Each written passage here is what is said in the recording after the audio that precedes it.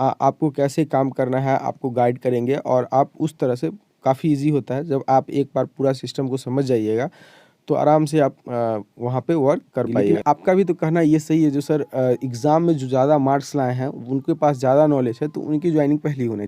तो hello friends, स्वागत है आप सभी का आपके अपने ही यूट्यूब चैनल जॉब सवाल नोटिफिकेशन में। और आज की इस वीडियो के माध्यम से हम लोग बात करेंगे Bihar Beltron DEO data entry operator से जुड़े न्यूज़ और नोटिस के बारे में। तो बहुत ही बड़ी गुड न्यूज़ है, ज्वाइनिंग ऑर्डर निकल के आई है। बेल्ट्रॉन डाटा एंट्री ऑपरेटर के लिए अब विभिन्न विभागों से मांग की जाने लगी है। तो वैसे ही एक विभाग से लेटर निकल के आई है जिसके थ्रू डाटा एंट्री ऑपरेटर की मांग की गई है और 1 से 2 दिन में आप लोग की, या 1 से 2 दिन या 1 सप्ते के अंदर आप लोग की ज्वाइनिंग की प्रक्रिया शुरू हो जाएगी। तो चलिए आज हम इस लेटर और नोटिस के बारे में भी हम लोग बात करेंगे। आप में से काफ़ी सारे कैंडिडेट ऐसे हैं जो बार बार ये प्रश्न पूछ रहे होते हैं, ज्वाइनिंग प्रक्रिया कब शुरू होगी। तो वो तो आपको इसका तो आंसर आप लोग को मिल ही गया होगा। ज्वाइनिंग प्रक्रिया आप लोग को 1 सप्ते के अंदर शुरू हो जाएगी। उसके बाद जो सेकेंड प्रश्न है, सभी कैंडिडेट का क्या एक साथ ज्वाइनिंग होगा। ऑफिशियल वेबसाइट पर रैंकिंग लिस्ट जारी की जाएगी और एग्ज़ाम में हाई स्कोर के हिसाब से ज्वाइनिंग होगी। तो इस सभी के बारे में हम लोग डिटेल से बात करेंगे। तो आज के इस वीडियो में आपका सभी कन्फ्यूज़न दूर हो जाने वाला है। तो प्लीज़ वीडियो में शुरू से लेकर अंत तक बने रहे, आपकी सारी कन्फ्यूज़न दूर हो जाएगी। तो चलिए सबसे पहले हम लोग ये जो नोटिस निकल के आई है उसके बाद उस नोटिस को देखते हैं। तो चलिए देखते हैं। तो जैसा कि आप ये नोटिस देख पा रहे होंगे, महानिदेशक सह महासदेष्टा का कार्यालय गृह रक्षा वाहिनी विभाग से अग्निशामक सेवाएं बिहार पटना, ज्ञापन इतना नंबर और दिनांक 23/12/2020 को ये नोटिस निकल के आई है जिसमें बताया जा रहा है सेवा में समादेष्टा बिहटा एवं विशेषगण भागलपुर की तरफ से जो वैकेंसी निकल के आई है। सभी प्रमंडलीय समादेष्टा बिहार गृह रक्षा वाहिनी विभाग, एक तरह से गृह रक्षा वाहिनी विभाग का ये की तरफ से वैकेंसी निकाली गई है। तो जैसा कि आप लोग देख पा रहे होंगे, प्रसंग बेल्ट्रॉन के पत्रांक MP 360/B दिनांक 14/12/2020 के विषय आपके अधीनस्थ कार्यालय हेतु संविदा पर कंप्यूटर ऑपरेटर की प्रतिनियुक्ति के संबंध में। तो जैसा कि आप लोग देख पा रहे होंगे, संविदा पर कंप्यूटर ऑपरेटर की प्रतिनियुक्ति के संबंध में। तो नीचे ये भी बताया गया जो ये कंप्यूटर ऑपरेटर कहाँ से ली जाएगी। तो जैसे कि आप लोग यहाँ पे देख पा रहे होंगे, उपयुक्त विषयक प्रासंगिक पत्र के आलोक में सूचित करना है कि बेल्ट्रॉन के सभी जिला इकाई हेतु एक कंप्यूटर ऑपरेटर की प्रतिनियुक्ति हेतु प्रस्ताव भेजी गई थी। मतलब कि जितने भी डिस्ट्रिक्ट्स हैं वहाँ पे एक कंप्यूटर ऑपरेटर की प्रतिनियुक्ति होनी थी। तो बिहार में टोटल 38 डिस्ट्रिक्ट है, तो लगभग 38 डाटा एंट्री ऑपरेटर की प्रतिनियुक्ति हो जाएगी। तो आप सभी के लिए गुड न्यूज़ है जो CFMS, EPF एवं टाइपिंग पर कार्य कर सके। तो CFMS एक सॉफ्टवेयर है और EPF इस पे टाइपिंग का कार्य कर सके। तो इसके लिए आप लोग की प्रतिनियुक्ति होनी थी। तो आप लोग का जब भी ज्वाइनिंग होगा तो आप लोग के मन में ये भी प्रश्न होगा जो सर ज्वाइनिंग होगा तो हम लोग को ट्रेनिंग दिया जाएगा या नहीं दिया जाएगा। तो आप लोग का ट्रेनिंग कहेंगे तो आप लोग का ट्रेनिंग स्पेशल जैसे और भी जॉब्स के लिए ट्रेनिंग होती है वैसे ट्रेनिंग आप लोग को नहीं दिया जाएगा। बस जिस विभाग में आप लोग का पोस्टिंग दिया जाएगा वहीं के सीनियर अधिकारी वहाँ पे होंगे, वही आपको कैसे काम करना है आपको गाइड करेंगे और आप उस तरह से काफ़ी इजी होता है। जब आप एक बार पूरा सिस्टम को समझ जाइएगा तो आराम से आप वहाँ पे वर्क कर पाइएगा। तो इसके लिए आप टेंशन नहीं लें। उसके बाद यहाँ बताया उक्त मांग के क्रम में बेल्ट्रॉन द्वारा कंप्यूटर ऑपरेटर की प्रतिनियुक्ति ERP सिस्टम के माध्यम से किया जाना है, जिसके लिए उनके द्वारा सैंपल कॉपी उपलब्ध कराया गया है, जिसमें प्रमंडल एवं प्रमंडलीय समादेष्ट एवं जिला समादेष्टा नोडल पदाधिकारी होंगे और उससे संबंधित विवरण कराए जाएंगे। प्रपत्र साफ भरकर 3 दिनों के अंदर प्रपत्र उपलब्ध कराई जाएगी ताकि समेकित विवरण तैयार कर बेल्ट्रॉन को उपलब्ध कराई जा सके। मतलब कि 3 दिन का अंदर वो लिस्ट बन जाएगा जो मतलब कि कहाँ डाटा एंट्री ऑपरेटर की ज़रूरत है, वो लिस्ट बन के ERP सिस्टम पे आप माध्यम से जोड़कर अधीनस्थ कार्यालय से मतलब कि वो लिस्ट बनकर बेल्ट्रॉन से डाटा एंट्री ऑपरेटर की मांग की जाएगी और मांग करने के बाद आप सभी की ज्वाइनिंग हो जाएगी। तो यहाँ पे एक बड़ा नंबर नहीं है ज्वाइनिंग को लेके, लेकिन जो भी है चलिए कम से कम ज्वाइनिंग प्रक्रिया तो शुरू हो रही है। अब तो आप समझ गए होंगे ज्वाइनिंग प्रक्रिया काफ़ी जल्दी ही शुरू होने वाली है। उसके बाद हम लोग बात करेंगे क्या सभी कैंडिडेट का एक साथ ज्वाइनिंग होगा, क्वेश्चन मार्क यहाँ पर लगाया गया है। तो इसके बारे में हम लोग बात करेंगे। तो चलिए इस प्रश्न को भी हम लोग देखते हैं, क्या सभी कैंडिडेट का एक साथ ज्वाइनिंग हुआ? तो इस सेकंड वाले प्रश्न के लिए मैंने यहाँ पे ये हाईलाइट किया है, आपका प्रयास आपका ज्वाइनिंग। तो चलिए मैं कुछ बातें हैं जो आप लोग को बताना चाहूँगा। तो आपका प्रयास आपका ज्वाइनिंग, इसका क्या मतलब है? तो सबसे पहले हम लोग देखते हैं तो आज से कुछ दिन पहले एक न्यूज़ आया था, जैसे कि आप लोग यहाँ पे देख पा रहे होंगे, सूबे दस्तावेज को संरक्षित करने के लिए कंप्यूटर ऑपरेटर से लेकर रिकॉर्ड कीपर तक की बहाली होगी। मतलब कि कंप्यूटर ऑपरेटर्स 3800 ऑपरेटर बहाल किए जाएंगे कुल 534 अंचलों में। जैसा कि आप लोग यहाँ पे देख पा रहे होंगे, नक्शे जारी करने के लिए अंचलों में लगेंगी प्लॉन्टर मशीन। मतलब 3800 ऑपरेटर की बहाली की जाएगी। ये बहाली अभी तक निकल के नहीं आई है। तो ये बहाली जो अभी तक नहीं निकल के आई है, तो ये सीट तो अभी खाली ही पड़ा होगा। एक तरह से अगर माने तो खाली ही पड़ा होगा, लेकिन एक तरह से देखें तो बिहार में काफ़ी सारे सीट्स खाली हैं डाटा एंट्री ऑपरेटर के लिए। इतने सीट खाली है जो अगर उन सभी विभाग द्वारा बेल्ट्रॉन में अधियाचना की जाती है डाटा एंट्री ऑपरेटर के लिए, तो आप सभी कैंडिडेट का ज्वाइनिंग हो जाएगा एक ही बार में। अगर 7311 सीट की अगर मांग की जाए तो 7311 सभी के सभी कैंडिडेट की ज्वाइनिंग हो सकती है। सबसे पहले आपका प्रयास और आपकी ज्वाइनिंग में आप लोग को क्या करना है? आपको सिंपली ये करना है, आपको एक ट्विटर अकाउंट खोलना होगा। अगर आप लोग को ट्विटर अकाउंट नहीं खोलना आता और ट्वीट नहीं करना हो रहा है, तो आप वीडियो के नीचे कमेंट्स कीजिएगा, तो उसके रिगार्डिंग एक वीडियो बना देंगे। वहाँ ट्विटर अकाउंट खोलने के बाद आप लोग को सिंपली से एक ट्वीट करना होगा। ट्वीट करने में आप लोग टैग कर सकते हैं बिहार के मुख्यमंत्री को, साथ ही बेल्ट्रॉन के जो प्रमुख अधिकारी हैं उनको, और आप अपने डिस्ट्रिक्ट्स के डीएम को टैग कीजिए। आप अपने डिस्ट्रिक्ट्स को डीएम को टैग कीजिएगा और टैग करते हुए ये लिखिएगा, जो अपने भाषा में आप लोग इससे भी अच्छा लिख सकते हैं। मैं आप लोग को एक रफली बता देता हूँ जो आप लोग क्या लिखिएगा।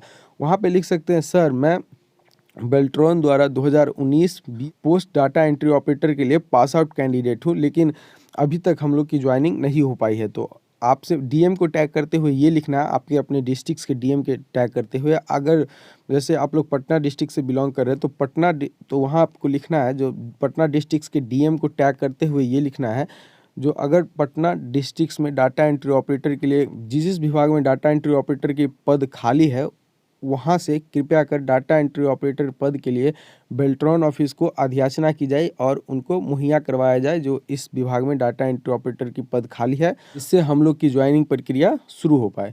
तो ऐसा आप लोग अगर टैग करके ट्वीट करते हैं, तो ट्विटर एक अभी बहुत ही अच्छा प्लेटफॉर्म है, तो आप वहाँ पे ट्वीट कर सकते हैं। ट्वीट करने के दौरान जैसे इस रिगार्डिंग काफ़ी सारी ट्वीट्स आएगी, जैसे 7311 कैंडिडेट है, अगर सभी कैंडिडेट ट्वीट करते हैं अपने अपने डिस्ट्रिक्ट से, अपने अपने डीएम को टैग करते हुए, साथ ही बिहार के सीएम को टैग करते हुए, तो वहाँ से भी क्या होगा, जो इसका जो प्रक्रिया है वो जल्दी शुरू हो पाएगी।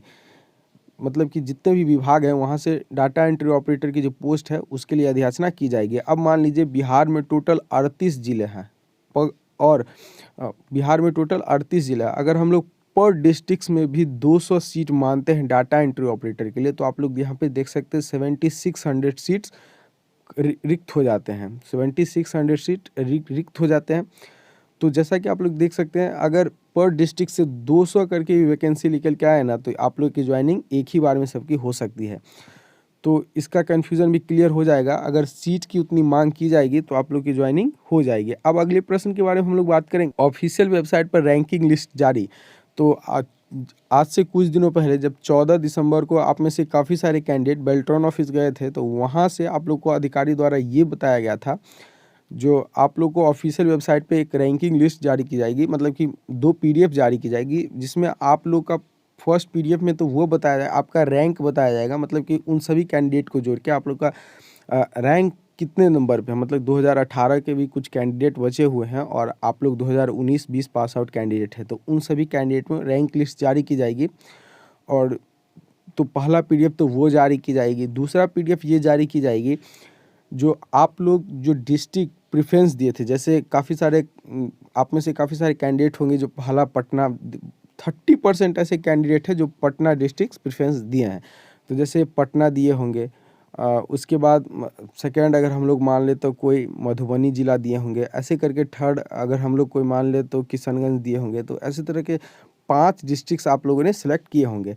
तो उस तरह से आप लोग को जिस डिस्ट्रिक्ट्स का पोस्ट प्रेफरेंस दिए हैं, उस डिस्ट्रिक्ट्स में आप लोग का कौन सा रैंक है उसके बारे में बताया जाए। जैसे कि आपका यहाँ पे नाम लिखा हुआ रहेगा और आप जिस जिस डिस्ट्रिक्ट को सिलेक्ट किए रहेंगे उस डिस्ट्रिक्ट में आपका क्या रैंक है। जैसे आप लोग पटना सेलेक्ट किए हैं तो पटना के लिए सबसे पहले कितने बच्चे ने पोस्ट प्रेफरेंस वहाँ पे दिया है।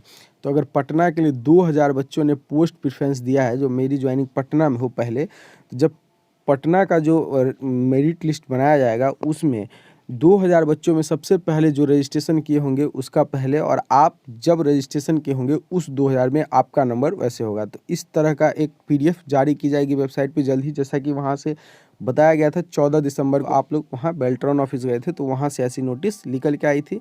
चलिए अब हम आगे बात करेंगे। एग्ज़ाम में हाई स्कोर के हिसाब से ज्वाइनिंग होगी। तो आप में से काफ़ी सारे कैंडिडेट बार बार कमेंट्स करते रहते हैं, सर हाई स्कोर के हिसाब से ज्वाइनिंग क्यों नहीं होती है, ज्वाइनिंग क्यों नहीं होती। तो चलिए आज इसका भी कन्फ्यूज़न आप लोगों को क्लियर कर देता हूँ।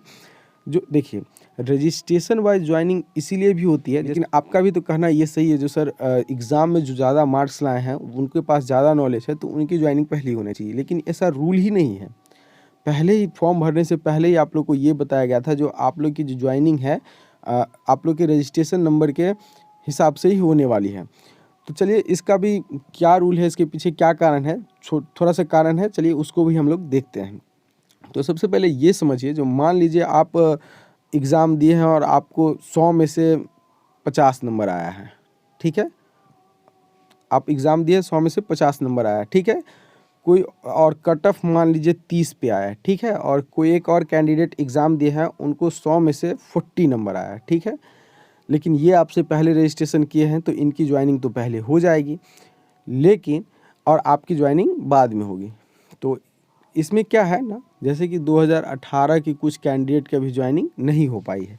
तो वैसे में क्या है, अगर मार्क्स बेसिस पे रहता है तो 2018 के कैंडिडेट को, अगर मान लीजिए किसी एक कैंडिडेट को 40 नंबर आया हुआ है, ठीक है, और 2019 का जो ज्वाइनिंग करवाया जाएगा उसमें मान लीजिए जितने भी कैंडिडेट हैं उनमें से काफ़ी सारे कैंडिडेट को 60 प्लस आया है, तो पहले ज्वाइनिंग किसका होगा। अभी 2019 में जिस कैंडिडेट ने पास आउट किया उनका ज्वाइनिंग पहले होगा, 2018 वाले तो रह ही जाएंगे।